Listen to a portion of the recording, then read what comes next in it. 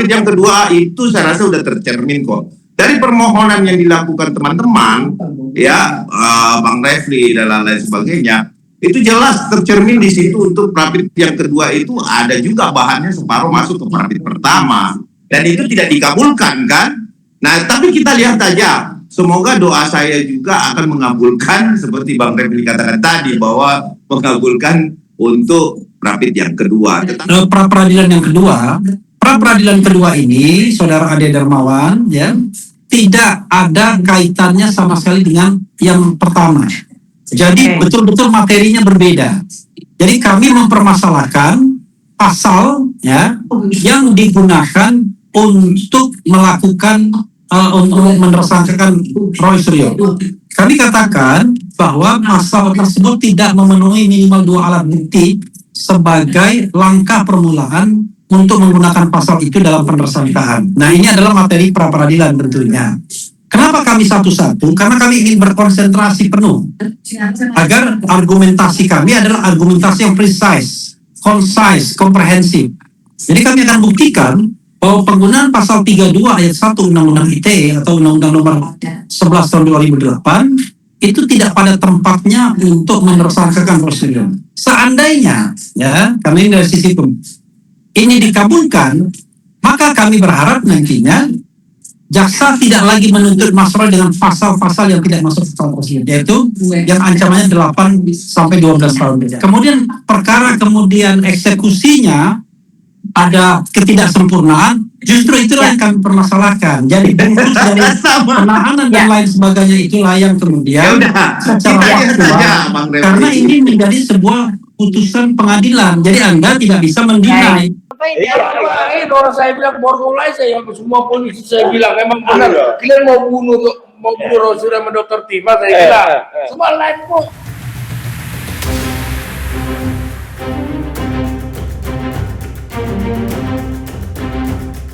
Dalam sebuah podcast atau siaran yang diunggah tim kuasa hukumnya Refli Harun, Roy Suryo mengungkap ada ancaman pembunuhan terhadap dirinya dan Dr. Tifa. Ancaman pembunuhan diungkap Roy Suryo terjadi di luar rumah sakit usai dirinya menjalani pemeriksaan kesehatan pasca penangkapan. Menurut Roy dan Tifa, ancaman yang muncul tidak membuat mereka gentar karena seluruh aktivitas terdokumentasi melalui siaran langsung.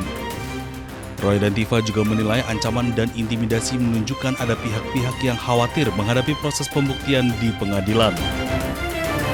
Akan sidang itu, sidang kita berlaku. Kalau kami kan siap, bismillah, kita siap, udah persiapkan segala macam ilmu hukumnya kita siap dengan mengelola kita. Kemudian kita juga sudah rapat, kita sudah simulasi. Jadi kita siap. Yang nggak siap itu bikin kayak gini nih, bikin teror, bikin intimidasi, segala macam cara mereka lakukan. Yang mereka katakan itu padahal kita bukan aib, itu kan sesuatu yang biasa aja. Itu kan terjadi, itu biasa. Siapa orang punya kan? Ada tuh yang teriak-teriak di luar rumah sakit. Berani banget. Emang berani saya karena benar. Katanya mereka juga berani ngapa-ngapain ya. Orang saya bilang borgolai saya semua polisi saya bilang memang benar. Kalian mau bunuh Roy Suryo sama Dr. Tifa saya bilang. Semua live kok. Iya. Enggak bisa. Karena kami live susah satunya live. Jadi ini udah tahu mau dipaksakan ini itu aja. Dr. Tifa akan menjalani sidang kedua yang beragendakan pembacaan keberatan atau eksepsi pada Kamis 9 Juli. Sementara Roy Suryo akan menjalani sidang pra-peradilan keduanya terkait status tersangka pada Jumat 10 Juli. Pada pra-peradilan pertama terkait penangkapan, penggeledahan, dan penahanan, Majelis Hakim memenangkan Roy Suryo. Dari Jakarta, Tim Liputan iNews melaporkan. Allahumma salli ala Sayyidina Muhammad wa ala ali Sayyidina Muhammad, bahwa kita ini ya Allah. Terus. Suasana haru menyelimuti warga saat peresmian jembatan Enang-Enang di Kabupaten Bener Meriah, Aceh.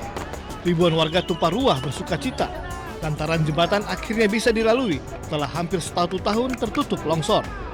Sebelumnya, lantaran tak kunjung diperbaiki pemerintah, warga akhirnya patungan hingga terkumpul 1 miliar rupiah untuk memperbaiki jembatan ini. komitmen. Kami tahu kalau yang kami buat ini memang tidak layak, jauh tidak layak, Pak. Karena apalagi kami bukan punya alat, bukan punya arsitek. Ini hanya sebuah sumbangsih daripada masyarakat asal bisa lewat. Rencana perbaikan ini sempat ada, namun Badan Pelaksana Jalan Nasional BPJN memutuskan tak melanjutkan proses perbaikan dengan alasan kondisi jalan belum aman dilintasi. Kondisi sekali hujan, nanti ini akan dibawa semua. Jadi sampaikan kepada donatur yang mungkin sudah kasih uang, jadi itu sudah di-stop oleh saya dari BPJN, di-stop untuk kita akan pikirkan membangun yang ke depan. Itu aja. Jadi uang itu, berapa yang ada uang itu, Bapak mungkin bisa pergunakan ke tempat yang lain. Jembatan Enang-Enang merupakan urat tadi penghubung pantai timur dan dataran tinggi Gayo, sekaligus akses vital bagi ratusan ribu warga di wilayah tengah Aceh. Dari Bener Meriah, Aceh, Yusradi, iNews melaporkan.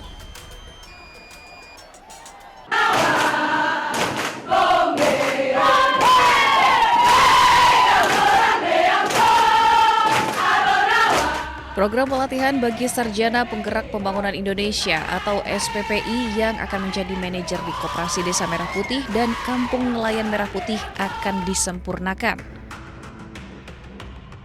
Pemerintah telah mengevaluasi secara menyeluruh dan memutuskan untuk mengubah konsep pelatihan dari yang sebelumnya berbasis latihan dasar kemiliteran menjadi pelatihan bela negara dan manajerial.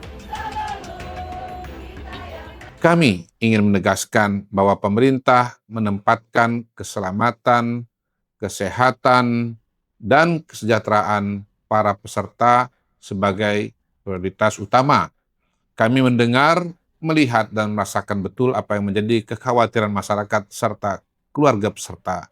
Tidak ada satupun tujuan program pemerintah yang lebih penting daripada memastikan anak-anak kita, para kader bangsa ini, dapat belajar dan berlatih dengan aman dan nyaman, serta optimal. Pemerintah juga menyebut langkah penyempurnaan ini diambil untuk memastikan program semakin tepat sasaran. Pemerintah juga optimis bahwa perubahan akan membawa angin segar. Tim Liputan iNews melaporkan.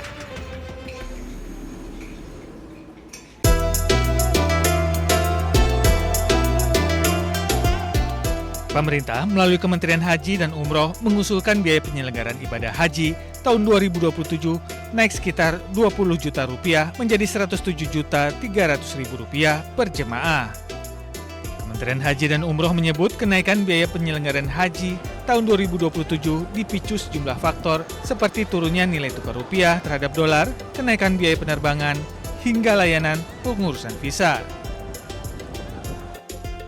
Namun biaya perjalanan ibadah haji yang dibayar langsung oleh jemaah tetap sekitar 40% dari total BPIH. Sedangkan 60% sisanya akan ditutup dari nilai manfaat yang dikelola Badan Pengelola Keuangan Haji. Hal ini disampaikan Menteri Haji dan Umroh Muhammad Irfan Yusuf saat rapat kerja dengan Komisi 8 di Gedung DPR RI, Senayan, Jakarta. Kita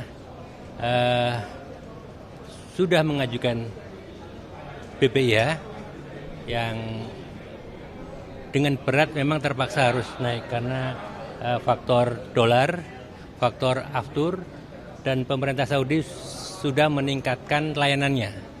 Artinya apa? Otomatis akan menambah harganya juga. Penetapan angka ini berdasarkan item-item itu rasional sekali. Maka Komisi 8 akan mencoba nanti merubah dasar penghitungan, tetapi tetap pelayanannya bisa ditingkatkan. Dari Jakarta, Bagus Prasetyadi Laksana, iNews melaporkan.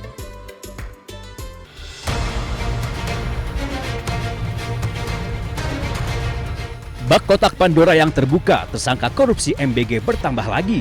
Kejaksaan Agung kali ini menetapkan Lalu Muhammad Iwan sebagai tersangka ke-7 dalam pusaran korupsi MBG.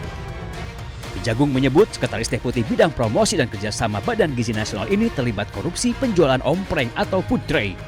Modusnya, perwira polisi aktif berpangkat Brigadir Jenderal itu mencari calon mitra untuk mendirikan dapur MBG. Syaratnya, mereka wajib membeli ompreng kepada perusahaan PT SGI. Belakangan terungkap PT SGI ternyata perusahaan yang sengaja ia dirikan.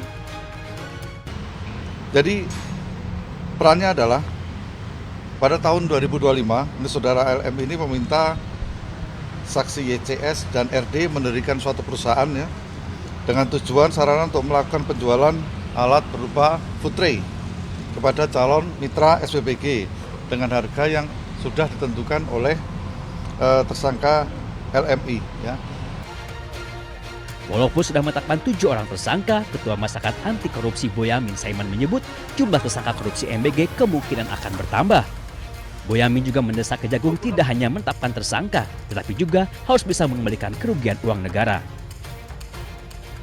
Jadi ini masih banyak yang harus jadi tersangka, karena banyak yang dimanipulasi, banyak yang dikorupsi, mulai dari titik dapur, pengadaan motor listrik, kompleng, mungkin CCTV, mungkin diduga juga terkait dengan pengadaan pakaian, pengadaan tablet, segala macam. Itu sudah seharusnya Kejaksaan Agung menyasar semua yang terlibat dalam korupsi MBG dan BGN. Karena apapun ya, untuk pertama tujuan utamanya adalah pengembalian kerugian negara. Karena kalau tidak disasar nanti pengembalian kerugian negara akan minim. Penetapan lalu Muhammad Iwan menambah jumlah petinggi Badan Gizi Nasional yang menjadi tersangka pencuri uang MBG. Sebelumnya, Kejagung sudah lebih dulu menangkap Ketua BGN Dedan Hindayana dan 2 wakilnya, Sony Sonjaya dan Lodewijk Kusung. Menyusul 3 tersangka lainnya dari pihak swasta, yakni Asep Yusuf Somantri, Glory Harima Sihombing, dan Andri Mulyono. Tim Liputan Ainus melaporkan.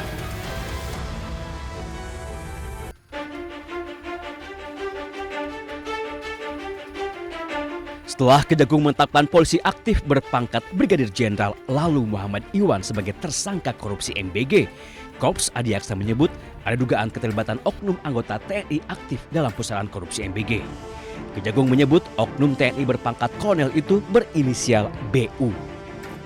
Di dalam tubuh Badan Gizi Nasional, BU memiliki jabatan ganda, yakni sebagai Sekretaris Deputi Bidang Penyediaan dan Penyaluran dan Pejabat Pembuat Komitmen atau PPK. Sebagai petinggi di Badan Gizi Nasional, BU diduga ikut kong-kali kong mengatur penggelembungan harga barang dan jasa, termasuk pengadaan sepeda motor listrik yang jumlahnya mencapai 21.801 unit.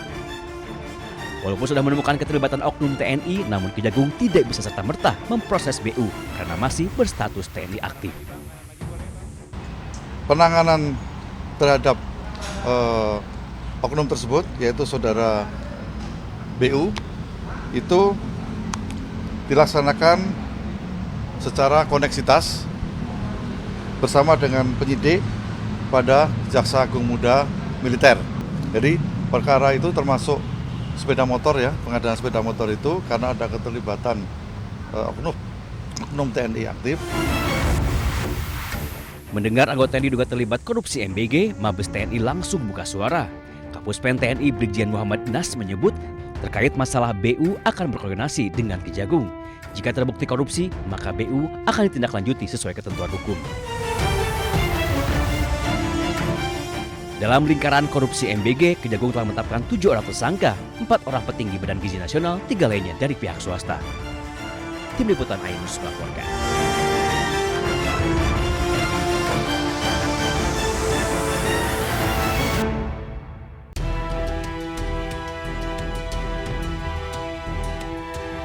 Satu orang polisi aktif berpangkat Brigadir Jenderal disebut Kejagung sebagai tersangka korupsi MBG. Ia adalah Brigjen Pol lalu Muhammad Iwan Mahardan. Iwan terlibat dalam proses jual beli food tray atau ompreng yang ternyata menyalahi aturan. Istana angkat suara. Kepala Badan Komunikasi Pemerintahan Muhammad Kodari menyebut walaupun berpangkat jenderal, namun proses hukum terhadap Iwan harus tetap berjalan tanpa pandang bulu. Kodari juga menyerahkan seluruh proses hukum kepada Kejagung. Kalau bicara aspek hukum, tentu semua harus kembali kepada aparat penegak hukum. Dan yang sedang memproses sekarang adalah kejaksaan. Dan seperti dikatakan oleh Bapak Presiden bahwa hukum sekarang ditegakkan tanpa pandang bulu, apapun latar belakangnya. Jadi sebetulnya siapapun dimintakan pertanggungjawabannya sesuai dengan posisi dan pos yang sedang ditempati. Ya, jadi bukan karena latar belakangnya polisi, bukan karena latar belakangnya non-polisi, tapi karena memang masalah-masalah yang terjadi di saat beliau sedang ditugaskan di tempat yang di mana kasus itu terjadi, yaitu BGN. Intinya kita lihat saja proses yang akan berkembang ke depan dan akan diproses sebagaimana mestinya. Lalu Muhammad Iwan Mahardan menjadi tersangka ke-7 dalam pusaran korupsi MBG. Kejagung menyebut Iwan berbuat curang dengan mencari calon mitra untuk mendirikan dapur MBG. Namun, pemilik dapur dipaksa membeli food tray atau ompreng kepada perusahaan yang sengaja ia dirikan.